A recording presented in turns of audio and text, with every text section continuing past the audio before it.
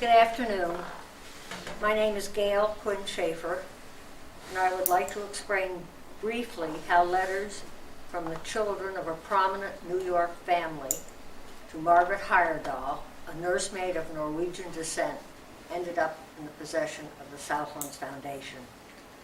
Sometime around 1907, Margaret Heyerdahl left caring for the Ward family boys in New York as they were growing older.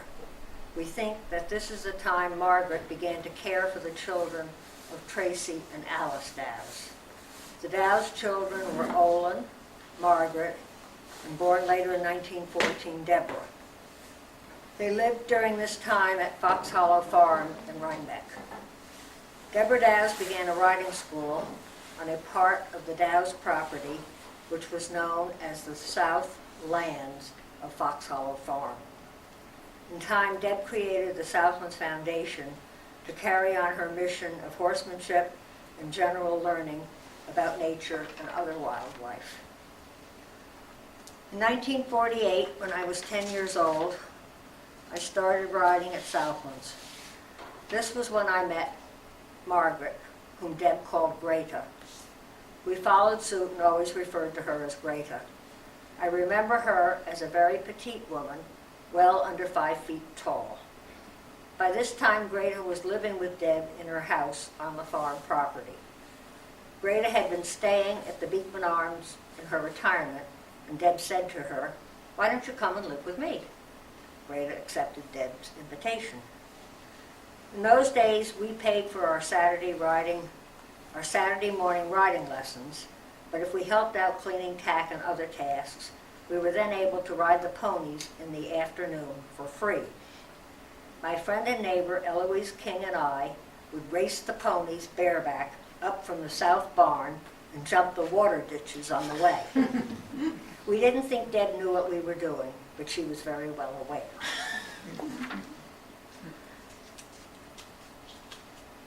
Afterwards, hot and thirsty, Greta would tell us to stop down for a cool drink before we got on the bus to go back home. So we did. She would give us a soda and we would talk. She politely pointed out that she bought the sodas with her own money. I think she wanted us to know that she had her own income and was not dependent upon Deb. I remember once that Greta took me into Deb's wardrobe to show me her lovely clothes. She wanted me to know that Deb was a lady who didn't always appear in men's khaki or green work pants. I was surprised because at that time I had only seen Deb in her barn clothes. Greta lived with Deb for several years. However, one day when I was older, and I think in high school, Greta walked into Deb's big upstairs room where we were having lunch. As she entered, she fell backwards and cut her scalp on the tortoiseshell comb she always wore in her hair. And you can see that comb, I believe, in Olin Dow's painting of her. She had suffered from a stroke. After a hospital stay, Deb brought her home and tried to find help to care for her. But after several months, Deb sadly decided that she needed so much care that she had to go to a small private nursing home. It was in the village of Red Hook, where I lived. I would stop to see Greta on the way to the bus to Southlands or on the way home. She was often sitting on the porch of this large white house, wrapped in a blanket. After the stroke, I wasn't sure that she understood everything I said, but I think she enjoyed my company. In 1959, Greta died. She's buried in the Dows family plot in the Rhinebeck Cemetery. Her gravestone lists her as the beloved Dows family nurse. After Greta died, I remember Deb and her sister, Margaret, or as Deb called her, Bargy, would occasionally talk about having to go through Greta's trunk. But I don't think they ever did because it was too painful for them. When Deb died, my husband, Paul, and I were the executors of her estate. I opened Greta's trunk in the course of getting Deb's estate ready. I saw 2 small American flags, newspaper clippings, and letters, and I knew they were about the 2 ward boys who Greta had cared for and who died during the First World War. We tried to donate the materials to a local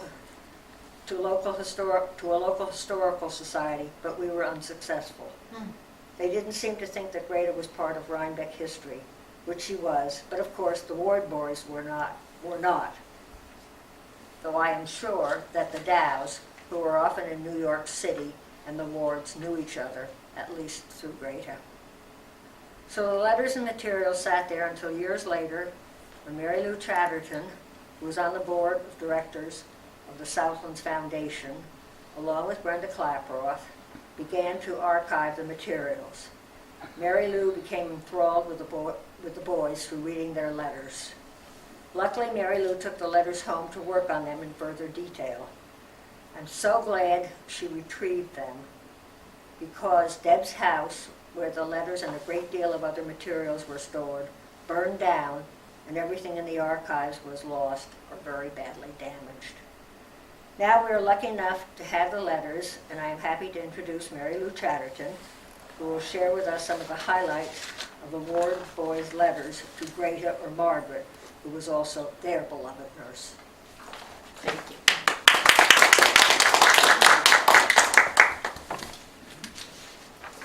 So, Mary Lou. Take it away. I shall.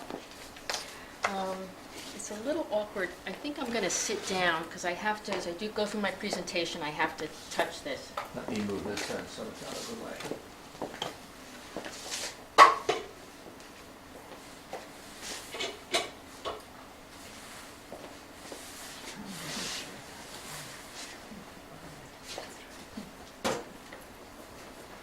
Thank you, Gail. And I'd like to thank Gail and Paul for bringing with them today a painting of Margaret that was done by Olin Dows, and also a photograph of Margaret. Thank you for that. I'd like to thank Southlands and the Marquand family for indulging me and letting me hold on to these letters for so long, so that I could do this presentation and give them a good send-off before they go to their forever home at Princeton. And a very special thanks to Brenda and Paul, without whom this presentation simply would not have happened. As I went through the boys' letters, I had no idea who they were. I just started reading these wonderful reminiscences to someone who was called Greta, and it quickly became evident to me that the boys were funny, they were kind, they were brave, and they deeply loved their nurse, Margaret. So let's talk about them. So who are the ward boys? I'm going to sit down now so I'm not in anybody's way. On the left is Marquand, on the right is Galbraith. They have illustrious ancestors on both sides. On their father's side, they are descendants of General Artemus Ward, who was second in command only to George Washington during the Revolutionary War. He was also active in Massachusetts politics and also early national politics. The boy's father is Henry Galbraith Ward. He was a judge on the Second Circuit Court of Appeals. In the federal system, the Second Circuit Court of Appeals is the Court of Appeals that's below the Supreme Court. And the Second Circuit is in the New York metropolitan area. And it was then and is still considered today one of the most prestigious circuit courts to be on. On the boys' mother's side, their grandfather is Henry G. Marquand. As I learned when I met the Marquand family, they are silversmiths, but Henry Marquand made a fortune in banking and railroads. He also was an avid art collector and was one of the founding members of the Metropolitan Museum of Art. This is a picture of the Marquand mansion. It was designed by William Morris Hunt, who was a friend of Henry Marquand. Henry Marquand was, in fact, friends with many of the famous artists of the day. That prior painting of Henry Marquand was by John Singer Sargent. Just so you know, this is actually 3 residences under one roof. This is the Marquand mansion. And these 2 are separate townhouses. And the boys lived in one of them. I don't know which one, but one is 814 and one is 816. They lived at 816.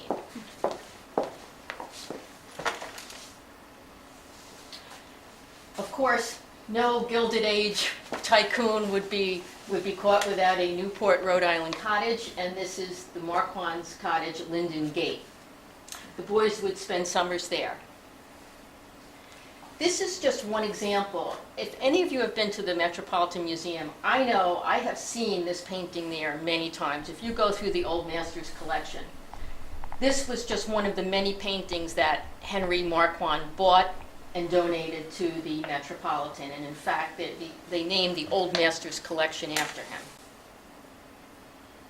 This is the boy's mother, Mabel Marquand Ward. This is also a painting of her by John Singer Sargent. This is also in the Metropolitan collection. It's not on display, but if you go to the website, you can see it. So Henry Galbraith and Mabel were married in 1891, and in short order, the boys are born. Galbraith in 92 and Marquand in 94.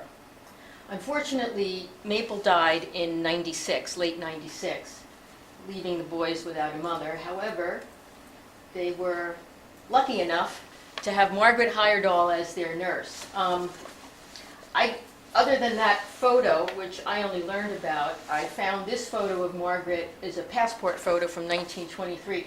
I have to say, there's something sort of Mary Poppinish about her, isn't there? Like, you look at that hat, I'm like, oh my goodness, this is perfect, you know? But she was their nurse, and in those days, the nurse/nanny had a very important role in the household. She didn't really just do whatever the mother said. The mothers basically did what the nurse said. So between that role and the fact that their own mother died when they were so young, they really developed a very strong bond with her. She was born in 1865 when the Civil War was still going on.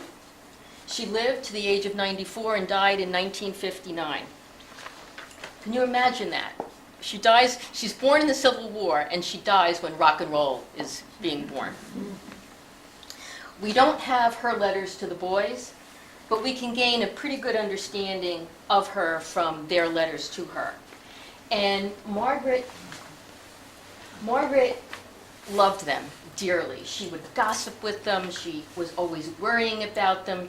She sent them presents. She really maintained her relationship with them, and they loved her dearly. They wrote very frank letters to her, confiding her about girls, their insecurities, their accomplishments. And later on, even as soldiers, you could see them struggling to talk to her through the censors of World War I. She remained a lifelong friend of the Ward family long after she left their employment and would go and visit with them regularly. I'm just going to quote to you a letter that Galbraith wrote to her in 1911, and he writes how happy he was to see her, and that, quote, "Yesterday, brother and I called on Mrs. Herder, who was a family friend. She cracked you up to the skies. She said you were faithful and competent, and that she's very glad you have the Dows' kids. She said you haven't changed a bit, which is Mike's and mine opinion too, and that she always speaks of you as Margaret Ward. Hurrah for Mrs. Herder. I was very proud of my old nurse."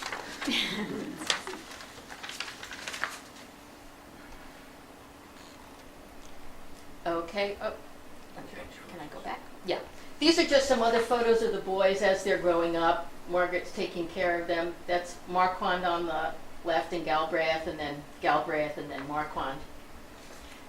In 1905, the older one, Galbraith, got sent off to boarding school, St. George School in Newport, Rhode Island, a very elite school. And it was funny, there were letters from him in September of '05 in which he says, "You have to send me a photo. The photo I had of you blew out the window, and I'm crying. You have to send me one." But he was okay. And then there are some letters in January of '06. He must have gone home for the Christmas holiday and came back, and this kid was having a really, really rough time. He says, "I'm more homesick now than I was when I came up in September. I just had the worst night I ever had." He was having heart trouble. My heart is going. He's writing letters to everybody. He's writing letters to Margaret. He's writing letters to his Aunt Charlotte. The doctor comes. Nothing's wrong with him. I think it's clear the poor kid was just having a bit of an anxiety attack or whatever.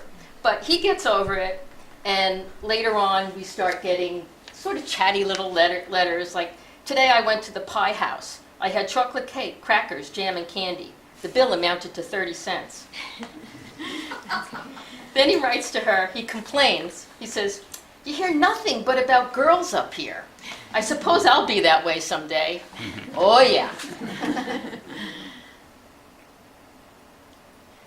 Life at boarding school.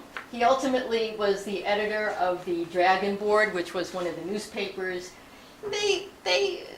Life at boarding school, they had studies, they had games, he actually was a chicken farmer in a rather small way. He and his friend built a coop and they raised chickens and sold the eggs.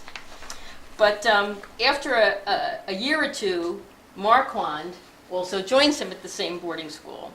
And Marquand really loved to sort of dish the dirt about all the scandals at the boarding school to Margaret. Like one letter he goes, quote, "Did you know that our waitress married a Newport millionaire named Mason?"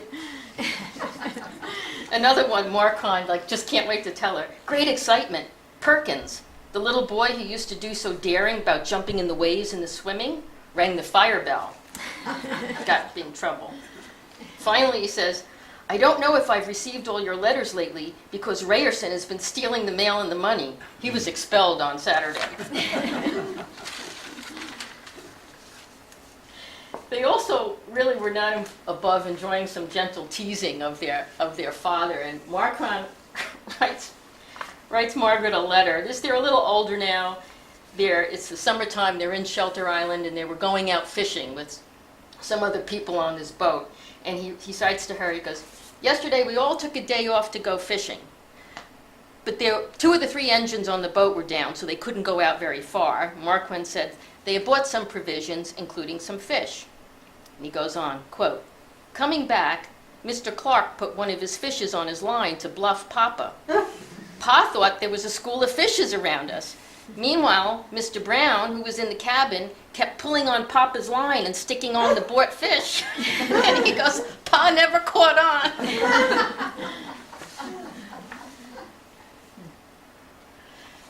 One day, Margaret opens up a letter from Galbraith that opens up, "Hooray, I haven't got typhoid fever." "I haven't been well for the last week or more. I had no go to me and pains in my tummy. I felt pretty rotten. The doctor took 2 tests, and when they looked at it, they found that I didn't have it. I was glad, because if I had it, they would have had to bring me up to the hot old city with the cars driving you crazy." Anyone who's been in Manhattan today on a summer night, some things never change, right? And the letters often talk about, in the days before antibiotics, pink eye. Every other letter, somebody was getting pink eye, scarlet fever, measles, typhoid fever. And it really affected their schooling. One letter goes, "We left school about 2 weeks ago. We're out of danger of getting scarlet fever. There'll be no prize day and no exams. I hear that there are about 10 or 11 cases of scarlet fever now, and there are about 20 fellows left. All the rest haven't been taken out of school." So I suppose we should be grateful for the antibiotics that we do have. When the boys were in school, this was also during the Progressive era, really 1905, 1910, 1915. And they would write to Margaret about various current events, one of which is rather near and dear to my heart. Those pesky suffragettes. We get some letters to Margaret. In the beginning, they certainly are of their time, and they think this whole suffragette business is simply laughable. So we get a letter from Galbraith to Margaret. "Thanks so much for the corking ties. More about the ties later. Last night we had a debate on women's suffrage. There were a couple of old maids, and they looked as sore as the deuce when one fellow ran down the female sex." Another letter he writes to her. This is a cousin of the boys from their mother's side. He was an anti-suffragette candidate, and Gabby writes, Margaret, "Uncle Artemis was elected to the assembly. The suffragettes will be disappointed." Even on travels in Europe, Marquand writes a letter to Margaret in 1913. He's in London, and he says, "Today I had been hearing suffrage harangues in Hyde Park. The crowd made a lot of fun of them. Last Sunday they rushed them." So then there's another letter also from London from Marquand to Margaret, 1913, same trip. And he's complaining. He says, "We went to the tower. The crown jewels are kept in the tower, but we couldn't see them on account of the suffragettes." And I'm reading this and I'm thinking, well, really, you can't blame everything on the suffragettes. But then, I did a little research and he was right. In 1913, Leonora Cohen, who actually was called the Tower Suffragette, attacked the jewel case in the jewel house in the Tower of London. And then when they subsequently sent her to jail, she promptly went on a hunger strike. So later on, though, she was awarded an OBE of the British Empire, so they came around to her. In 1916, we see that Galbraith is starting to come around to the issue of women's suffrage. He writes Margaret, quote, "The women will have to receive the vote shortly if they accomplish such remarkable results as winning a seat in Congress and the flight of Miss Law." I'm like, what's this? He's talking about Jeanette Rankin. She was the first woman elected to federal office from the state of Montana in 1916. And Miss Law, Ruth Law, these are women, I never heard about this. Ruth Law was, in 1916, she broke existing cross-America flight airspeed records.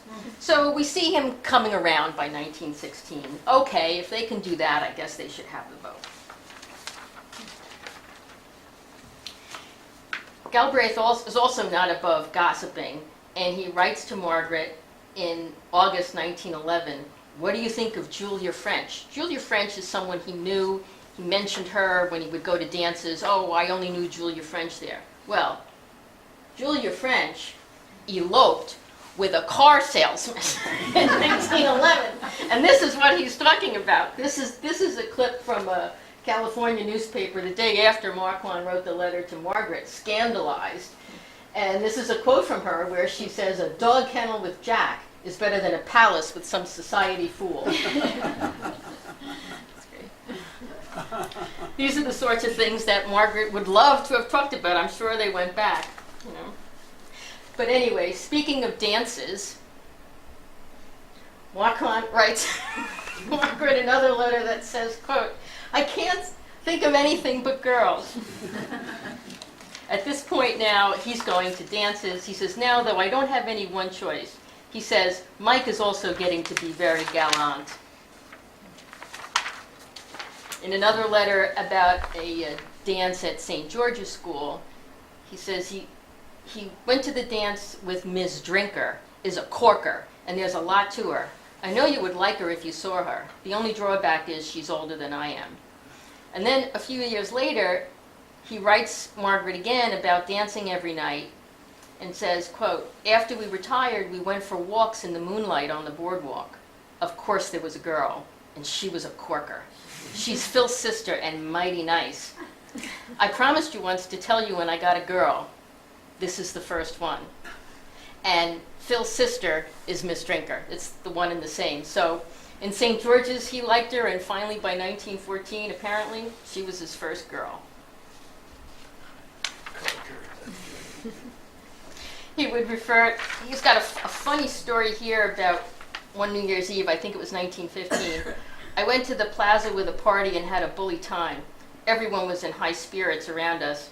In fact, a little too high. They got up and danced and made fools of themselves generally. The place was filled. I got home about 2 o'clock and a policeman chased me up the steps. I just opened the door and closed it in his face. He probably thought it was a burglar."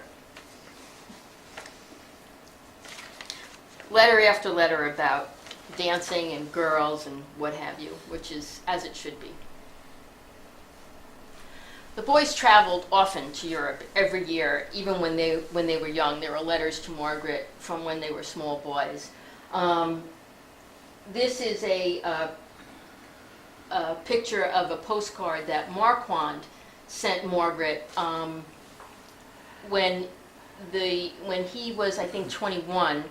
At the end of 1912, they sent him on his first trip alone to Europe. So he was in Europe from like November of 1912 until about the middle of 1913. And he wrote Margaret many, many letters about his time there.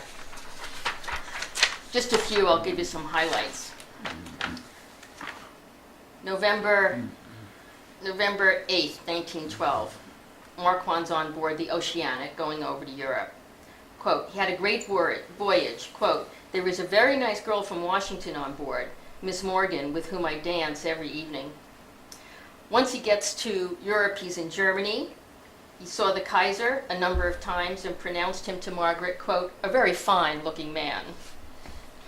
In Italy, he writes Margaret and says, in later life, I feel that Rome will call me back, as it has done to others for ages. However, there is nothing like Paris. We get a letter from Marquand in April 1913 from Paris. And he's reunited with Miss Morgan from the boat going over. And he's been going everywhere with Miss Morgan and her friend. And he writes to Margaret, quote, they are fine, and I've been going everywhere with them lately.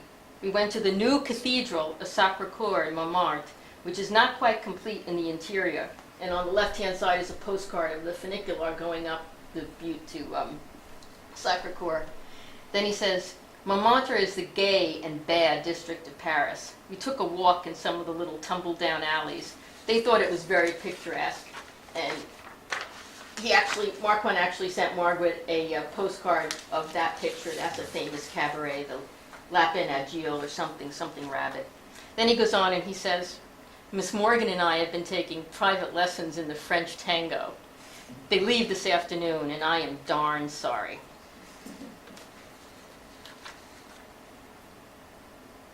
He's now in London, and he writes Margaret, last Sunday we heard Melba and Kubelik in Albert Hall. It's the largest concert hall I've ever seen. They filled it easily. Melba sang beautifully, and she has a voice as clear as a bird's. Kubelik is the great Bohemian violinist, and the concert was a great success. These were like the rock stars of their time. And Nellie Melba, actually, she's the person for whom the dessert Peach Melba was created. And Jan Kubelik also was a great violinist. I was going to play some music, but I think it's really too scratchy to listen to, so we'll move on. In 1914, we see World War I begins. And even then, if you see below, Germany officially declares war. Already they're talking about the American ambulance service being offered to France. The boys were in Europe at this particular time, and Margaret gets a postcard from Galbraith, dated August 6, 1914. This postcard is over there, and he says, this is where we're playing golf, and, quote, everyone is excited about the war.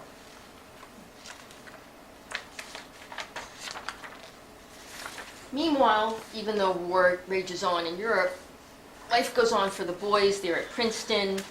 Life is, sort of the upper class Princeton. There's studies, there's dances, there's snowball fights on the campus, there's vacations. But throughout their letters there, and the longer the war goes on, there's little references. They're really keeping an eye on what's going on in Europe. Oh, I think Austria might be coming to the table now, or gee, it really looks like Britain's making a big push. You could tell that, this was on their mind.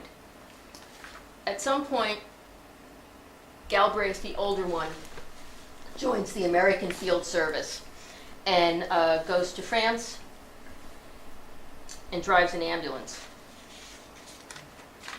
I don't know exactly when he went there, but I do have some letters from early 1917. And here's a letter he writes Marge, quote, I've carried numerous wounded, but only a few have been hard to look at. One poor fellow had most of his fingers shot away, and his bandages were dripping with blood. His face also had been shattered, most of his jaw missing. I'm sitting up tonight for any calls that may come in. I have to write by one kerosene lamp, which is pretty poor. My companion is a cat. Thanks for all your letters. I'm feeling fine. Love and luck. From G. Another letter the next month. I'm practically underground, so you may imagine that it is cold and none too light. Some weeks ago, we had quite a bombardment, and batteries were booming all around us. I suppose the USA will soon be at war. There would be some consolation in that.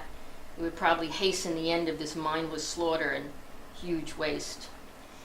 And there were another letter now in April. This is now after U.S. is in the war, but Galbraith is still over in the field service. Quote, I had a room with a very poor family. The size was about 12 by 6. In one bed were 2 children, and in the other myself. The window could not be opened, and I about stifled before morning. I also began to scratch considerably. The cost for the bed was 10 cents. More in this vein, by the summer of 1917, Galbraith is back in the States, and he's in the Army. He's in training. He initially told Margaret that he was going to go to officer training school up in Plattsburgh. And then in September of 1917, there's a letter to Margaret, and he says, quote, as I felt myself so unfitted to become an officer and to lead men because of my lack of self-confidence and nervousness, I have resigned from Plattsburgh, and as I've been drafted, I shall go to Yaphank, Long Island when I'm called. Do not let this worry you, for I shall be serving my country better. Your letters have always meant a lot to me, and your love has bucked me up more than once, and will probably do so many more times.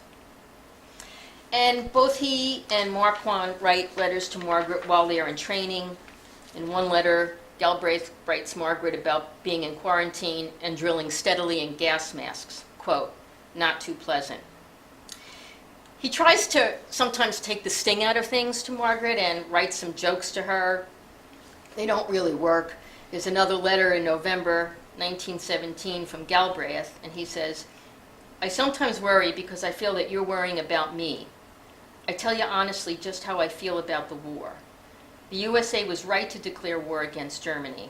It's the duty of every able-bodied young man, especially when he has no dependence upon him, to offer himself to his country. Thousands of other young men have undergone hardships and faced death. The Americans must do the same. And really, I mean, one could argue, who knew better about what was going to happen when they went in the Army than the boys who were working in the field in the ambulances before we entered the war. And here's a letter, December 26, 1917.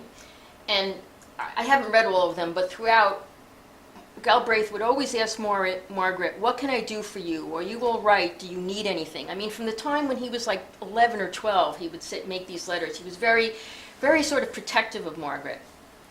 So here he writes, I enjoyed my Christmas vacation, particularly, and seeing you made it so fine. It makes me recall old times, and being with you even for so short a time makes my outlook full of peace. The little I do for you in no way recompenses you for what I owe you. I know how you feel about it, but you should not look at it that way, for I have genuine and honest pleasure in giving it. Marquand, meanwhile, in early 1917, was having some sort of vague nervous trouble, and he was up at some place in Kerhonkson. Anyway, by January of 1918, he's getting ready, he's in camp. And Marquand, again, Marquand doesn't reveal his feelings explicitly like Galbraith did in so many letters to Margaret, but in reading between the lines, you can really see things. But Marquand is more of a very, very sort of down-to-earth types person. Thanks very much for the gun cloth. It's just the thing. I think you can help me. My bowels are not working. I take 3 Phenylax a day without effect. Do you think the bran biscuit you sent me would get me out of this? We're in quarantine and can't get away. A few days later, another letter from Marquand, and he writes, thanks for the biscuit.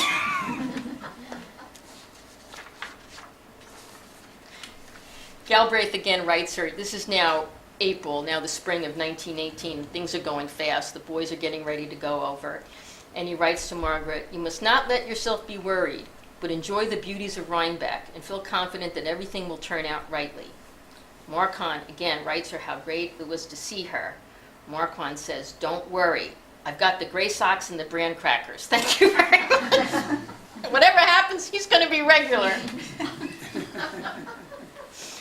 Then in May 19th, Galbraith went over at the end of April, and then at the end of May, there's a letter from Marquand to Margaret that says, I'm all right, do not worry.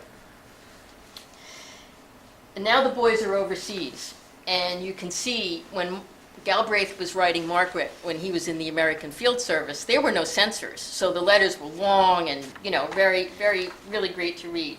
But now the letters are censored. So the first letter that I see from Galbraith is a little sour. He writes, quote, "I'm feeling fine.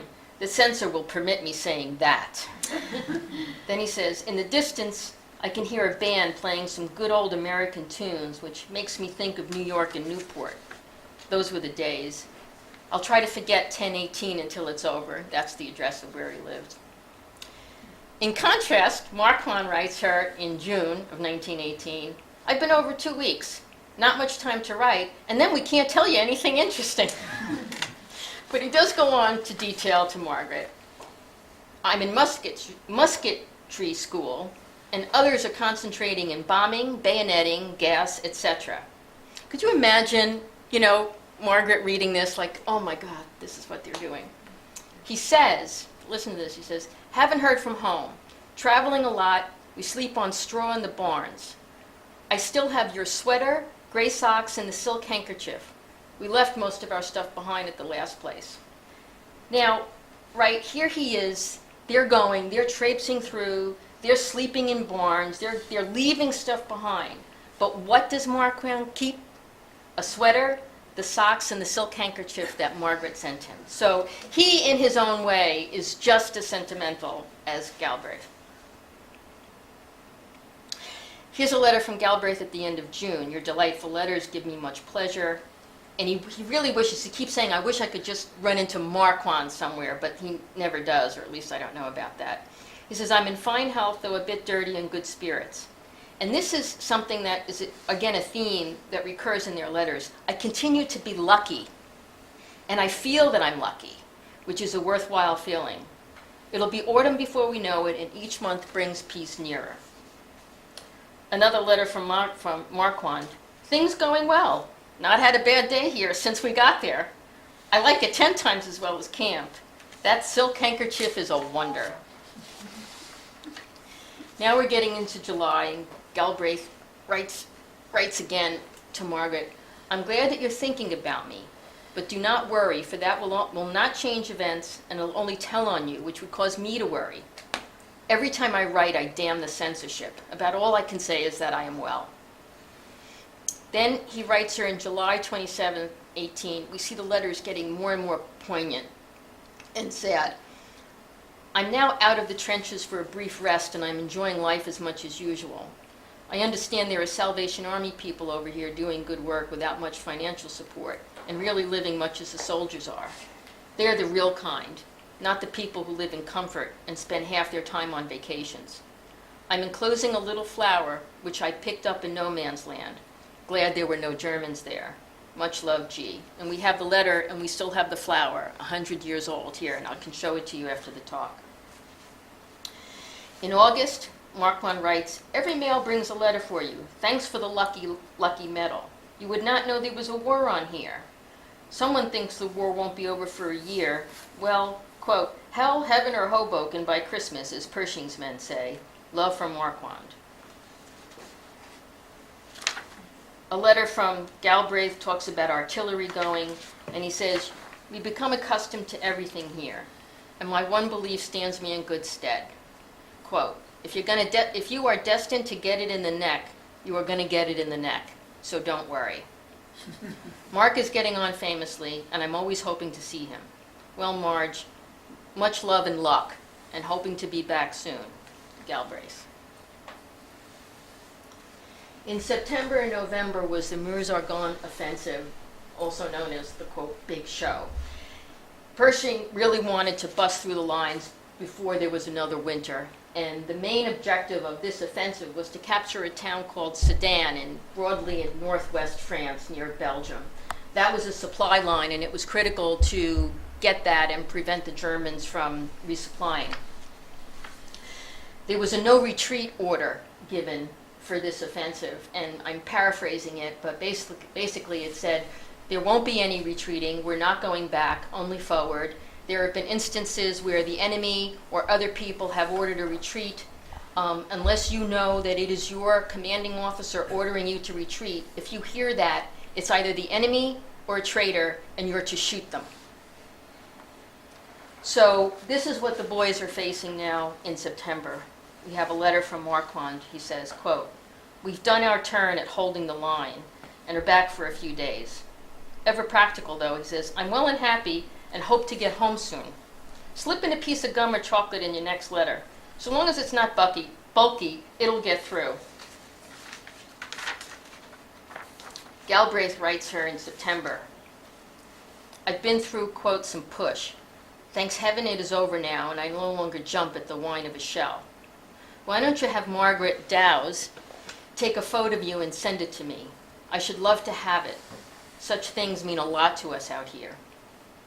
Next month, in October 18th, Galbraith writes Margaret, your letters have been a particular pleasure to me, for we've been through very hard times. My equipment, clothes, and coats are mud, and I'm hugging a fire and think of nothing but home and all the good people there. Peace is coming, I'm sure. Until then, we must make the best of it and play the game. Do send me a camera photo of yourself. Marge, this is a queer and fearful game, when one is at times at the heights and then again in the depths. I received a letter from Mark last night. He's well and showing up in fine form. With a great deal of love and luck to you, to yourself and the young Dows, G. Now, this letter I found particularly poignant because it references his brother Marquand and that he was doing well. And it was dated October 18th, 1918. And Marquand was killed in action on October 18th, 1918. He was cut down by machine gun fire at a little place called Talma Farm. The day after, on October 19th, the New York Times issued this clip. And you see in the bottom paragraph, northwest of Grand Pre, the Americans captured Talma Farm in the face of stiff machine gun resistance. There was much fighting at close quarters throughout the day.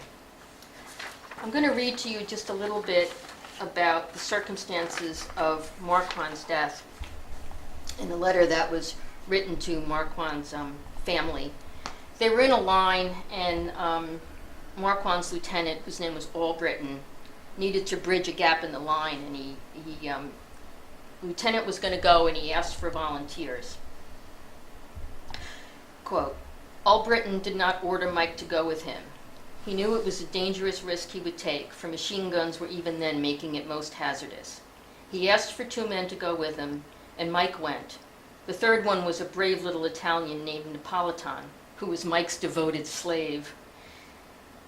Albritton was leading, with Mike about 5 yards behind him, and Napolitan the same distance behind Mike. All 3 fell at once. Albritton was wounded 3 times, but not fatally. Mike was struck first in the knees, and as he fell forward, 7 or 8 billets completely pierced his body. He must have died almost instantly. Napolitan fell pierced with 3 bullets in his head.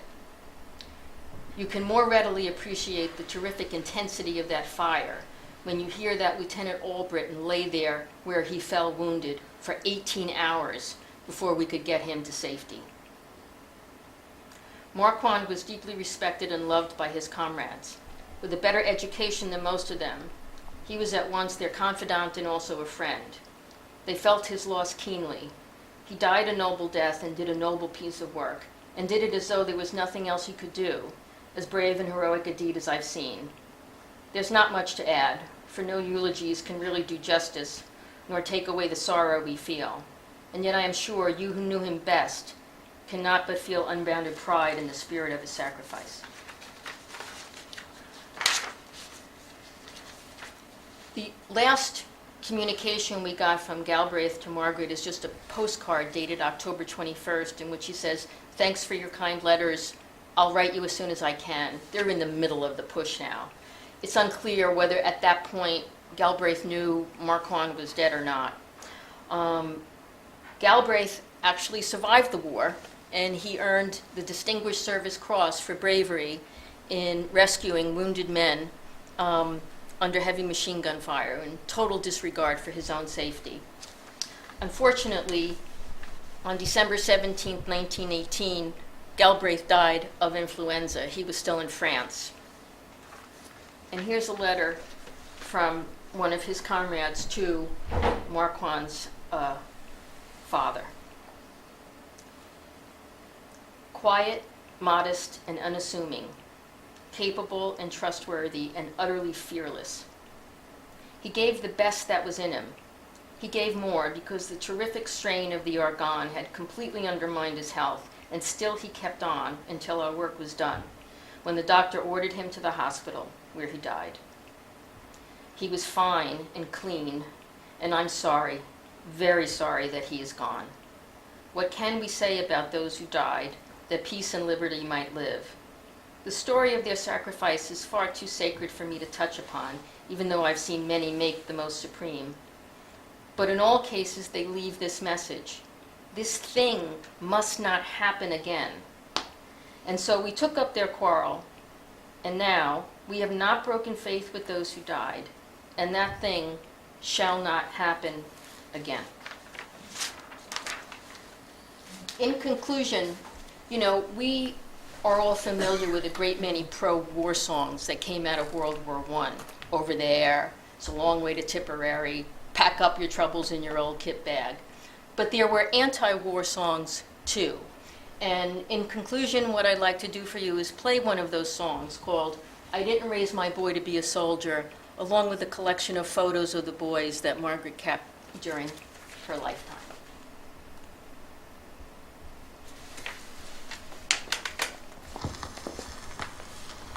I apologize for the scratchiness.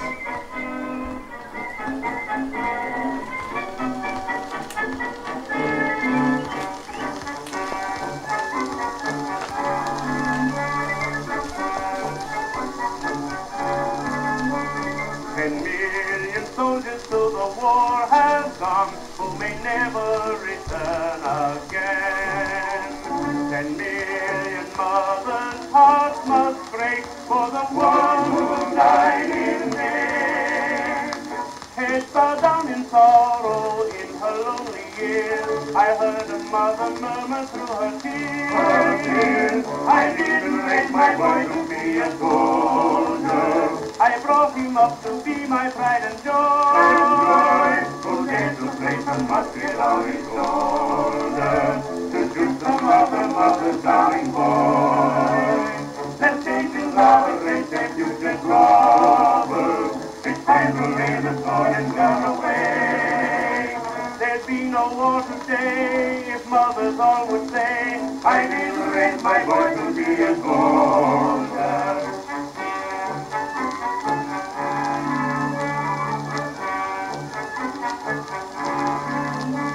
What victory can fill a mother's heart when she looks at her blighted home? What victory can bring her back all she cares to call her own? Let each mother answer in the years to be, remember that my boy belongs to me. I didn't raise my boy to be a soldier, I brought him up to be my pride and joy. Who dared to place a musket on his shoulder to shoot some other mother's darling boy? Let nations are a great refuge and trouble. It's time to lay the sword and gun away. There'd be no war today if mothers all would say, I didn't raise my boy to be a soldier. I didn't raise my boy to be a soldier. I brought him up to be my pride and joy. Who dared to place a musket on his shoulder to shoot some other mother's darling boy? Temptations are but great refuge and trouble. It's time to lay the sword and gun away.